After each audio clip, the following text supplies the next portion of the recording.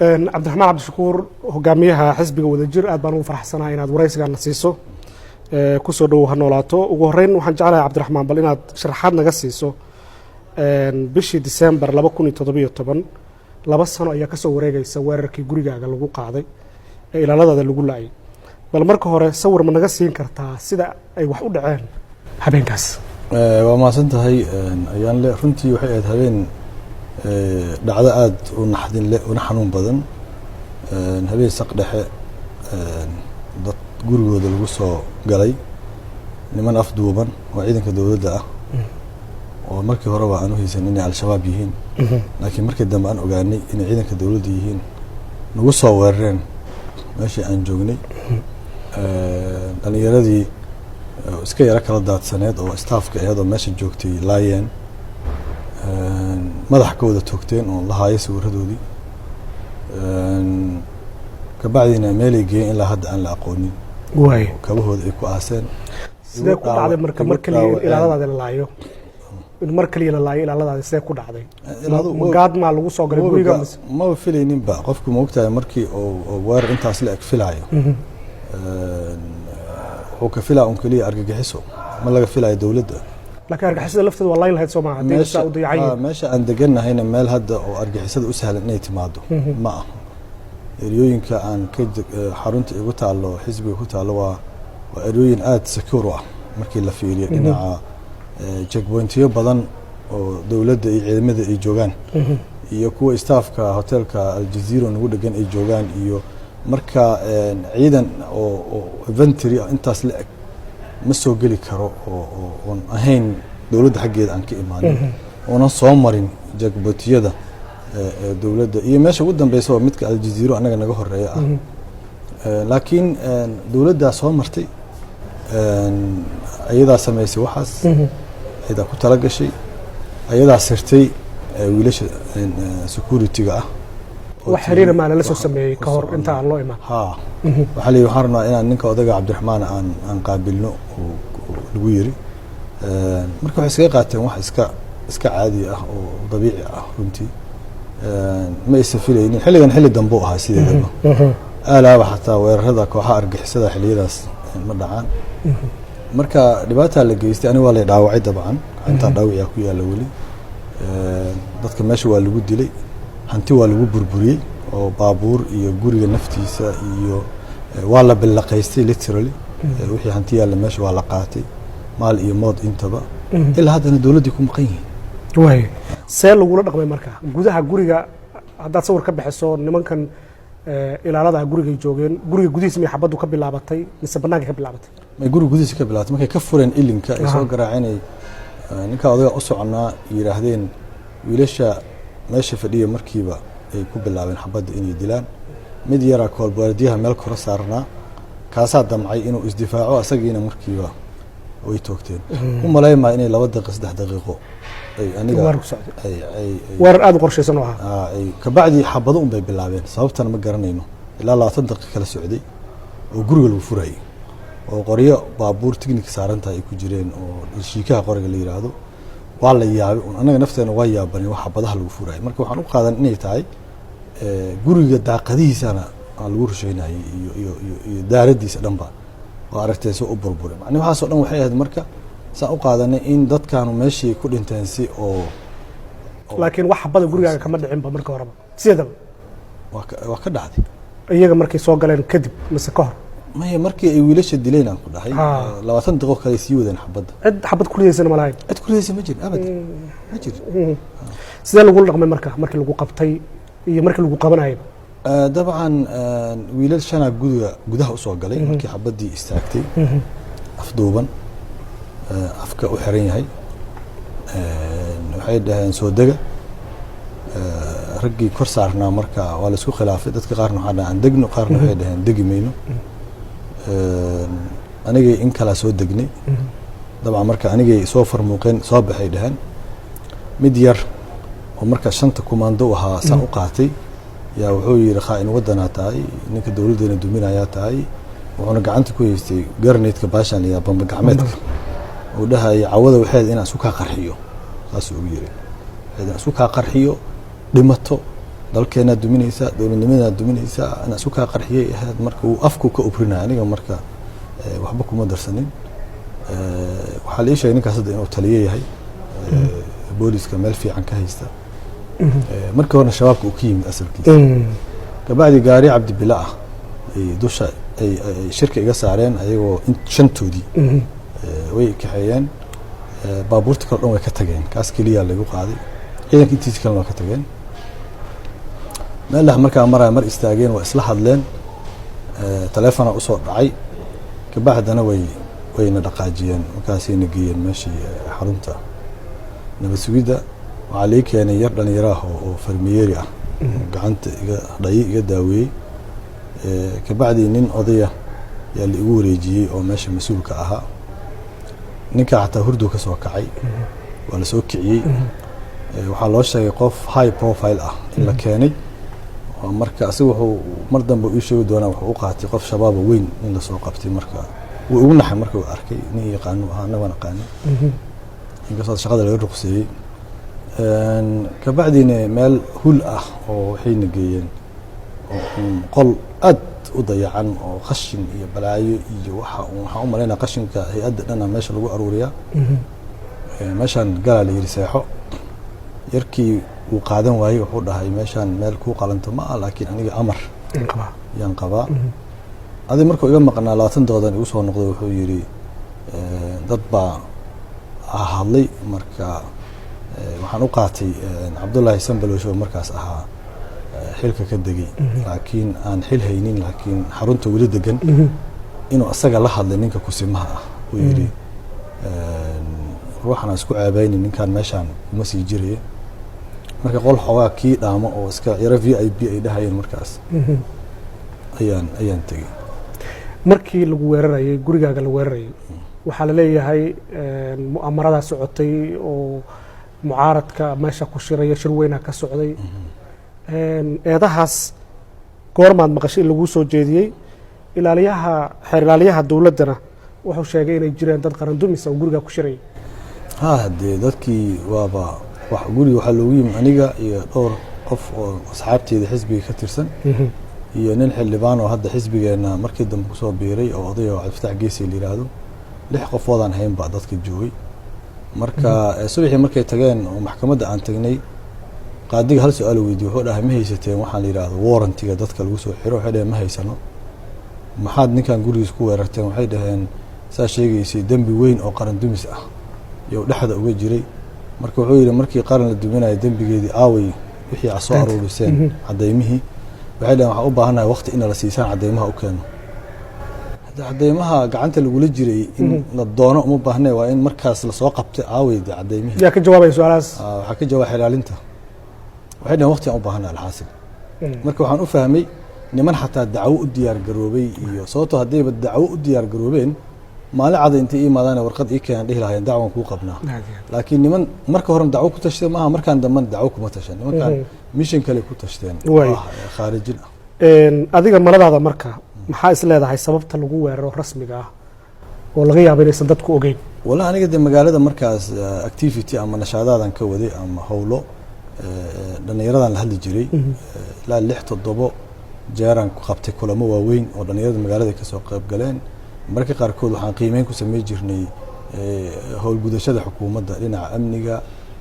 laakiin inta badan muxaadaraadkii waxay isaga badnaayeen maaragtay wacyigelin guud ay u badnaayeen marka dee nidaamkaana markii dambe uu soo baxay dee ilaa hadda aad aragto madaxweyneyaal isbaaro loo dhiganayo marka waxay u dulqaado waayeen u qaatay aniga hadalka aan la hadlayo dadka iyo malaha dhaliisha aan dhaliilay ayaga yaa waxay ku ahayd arrin oo aad iyo aad u dhibsanayeen oo u qaateen dad lagala wareegayo inay yihiin shacabkii ama lagu soo jeedinayo shacabka camal marka halis siyaasadeed unbay iga arkayeen maahan wax kaloo aniga aan haystay ma jirin cid iyaga ka mida oo haba yaraatee inta aan dhibaatadu ku gaarin wax wada hadal gaar aad lahaydeen ama arrimo siyaasadeed aad isku khilaafteen ama wax shakhsiya idin dhex mareen maya madaxweynaha waxaan isku keen dambeysay markii la magacaabay dabcan collationkii aan ku wada jirnay oo dadka musharaxiinta ah kabacdi oo jeeraan is aragnay ra-iisul wasaarahani markii la magacaabaan ugu tegay inaan aan u tahniyadeeyo nin meelna aan qaraabo ka nahay aan isnaqaano ahaa markaasaa igu dambeysay ninka taliyaha nabad sugidda hadda laga dhigay Fahad Yaasiin oo dee aan isleeyahay ku dhawaad 30 sano waa taqaanaa baas arki jirnay markuu Nairobi yimaado kulmi jirnay ninkaasaa igu wardambeeyay nimankaas talada haysta intii weerarkayga uusan dhicin kabacdi markii waxaan ka maqnaa markii ra'iisul wasaaraha la doortay madaxweynaha la doortay la magacaabay ugu yaraan 7 bilood oo kale wadan ka maqnaa aniga markaan soo noqday oo nashadaadkan aan bilaabay qof ayaga kamid ah wada xiriirni ama wada hadalna ma jirin ma la dhihi karaa qasadka ugu weyn ee lahaa waxay ahayd sida hadalka sheegtay in adiga lagu qaarajiyo shaki yar igama jiro maxay tahay sababta lagu qaarajinayo waa la dhibsado yani qof siyaasadda ma ogtahay dadku nidaamkan hadda soo u shaqeynaya ka muuqato dadka siyaasadda loolan kula jira inuu iska bixiyo go'aankaas ay gaareen sababtoo ah haddii aan dhihi lahaa nimankan waxay rabaan inay aniga ay dacweeyaan maalin cad ay dacwi kareen haddii aan dhihi lahaa maya nimankan dhalinyaradii yaa qaldantay ay soo direen oo operationka loo soo dirin tilaabay ka qaadi lahaayeen bas waa dalaacsiiyeen haddii aan dhihi lahaa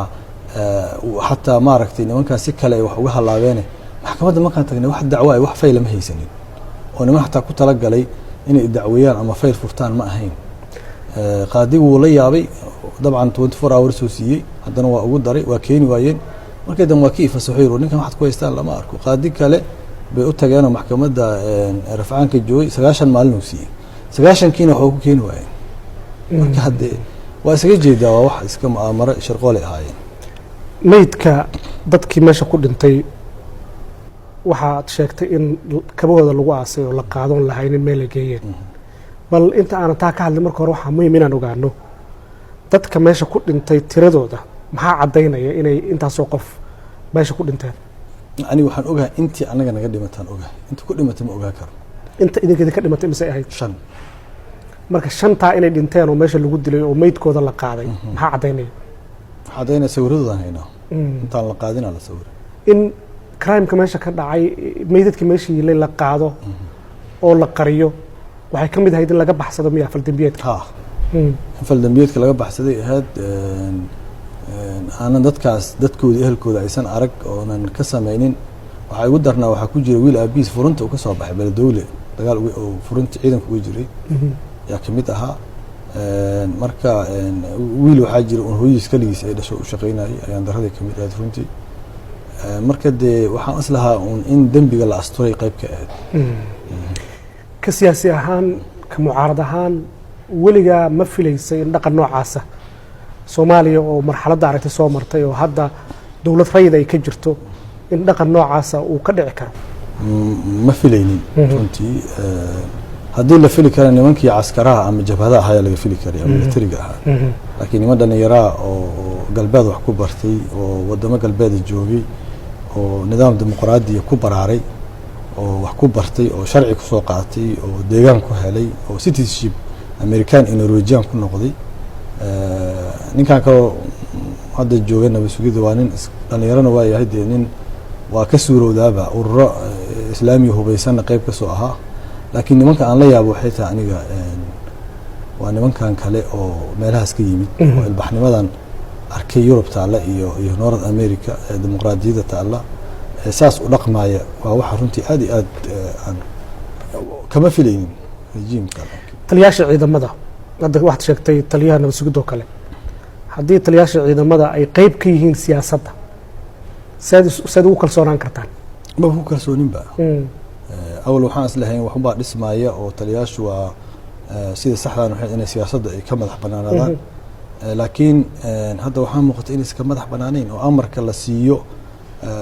nacasnimadoodana waxaa ka mid ah xataa amarka xataa qoraalku ma qaataan kuwa horta waxay ahayd waxa ay lagu amrayo inay ka fiiriyaan dastuurka iyo sharciga kama fiiriyaan haddii xataa ay jagooyinkooda u baqaan qoraal ma haystaan waa lagu dafiri karaa beri cid ku amartay ma laha dhihi karaa aniga waxaa la ii sheegay oo rag nabad sugidda ku dhex jiro boosashino sare ka hayay ii sheegeen markii dambe warsaday markii mishanka hadduu fuli lahaa ilaahay ma qadarin oo annaga aan meesha ku dhimo lahayn nimanka saraakiisha ah ee operationka fulinayay midka meesha soo aaday oo ciidanka hogaaminayay iyo midka aniga gudaha igu soo galay iyo midkii ka koreeyay markaas simaha taliya nabadsugyada ahaaba saddexdooda inay maxkamad military diyaar u ahayd muddo aan ka badnayn 2 maalin 3 maalinna dil toogasho in lagu xukumay mas'uuliyadana ayaga la saaro marka waa mafia camal wax meesha ka jira cabdiraxmaan cabdishakuur dhibka nooca la eg markuu ku gaaray waxaad martay dhabaha cadaaladda inaad sharci wax ku raadiso inaad hadasho oo haba yaraatee dhaqankii siyaasadeed ee Soomaaliya ka jiray ahaa in qori wax lagu doono meesha aad ka saartay ma la dhihi karaa dawladdiiba waxaa dimuqraadiyadda uga dhow cabdiraxmaan cabdishakuur dabcan waana dadka Soomaaliyeed mid aan ka rajaynayna inay nagu siiyaan mudnaan markii hore dawladda anaga waan dhaliilaynay dhaliishana aniga waxaan u haystaa inay sharci tahay inay nidaamka dastuurka dalku yaalla ay tahay inay nidaam islaamiya ay tahay nidaamka ilbaxa ay tahay oo dawladnimada iyo islaamnimada intaba sababtoo waa ogtahay sayidina abubakar markii la doortay wuxuu yiri dadka aniga kuma fiicni hadaa qaad u aragtaan etoosiya markii la naqdiyay sayidina umar wuxuu yiri la khayra fiikum in lam taquluha wala khayra fiina illa nasmaha wax khayra malihidin hadaad runta noo sheeginina anagana khayr mali hadaan dhageysanina marka nidaamka oo islaamkana saas waa nidaamka dimuqraadiga ilbaxana waa saas marka anaga sharcigaasaan haysanay ninka ayaa qori soo qaatay dagaal soo qaaday duulaan runtii wax oo fajacay nagu noqotay marka inaan uga jawaabno si nabad ah oo waxaan waxa nooga muhiimsanaa dawladnimada iyo nidaamka Soomaaliya inuu socdo shakhsiyaad ma farmaajo iyo khayri iyo iska tagayaan bari cabdiraxmaan bari uu tagayaa laakiin nidaamka dawladnimada inay socoto oo generation ama faca soo socdo la dhaxalsiiyo dawladnimo anaga hadafkeena u yahay kullayba dibadda wareegtay dalal badan ku cazumay shiraraad ka qayb gashay hadda London la joogtaa wadamo kale u socotaa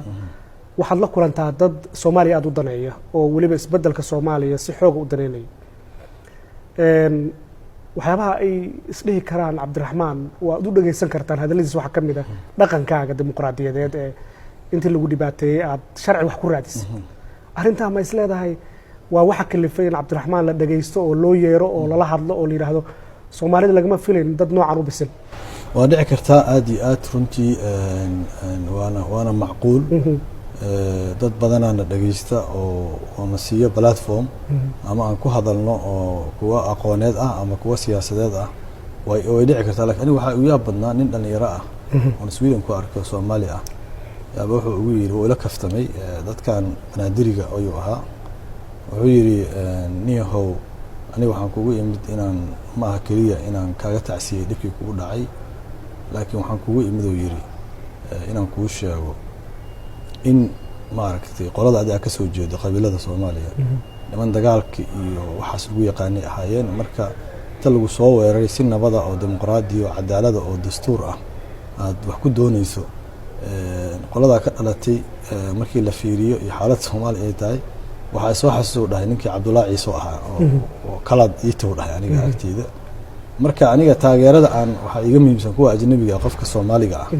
iyo aragtida oo kugu fiirinaya runtii aad iyo aad aniga muhiim ah waana wax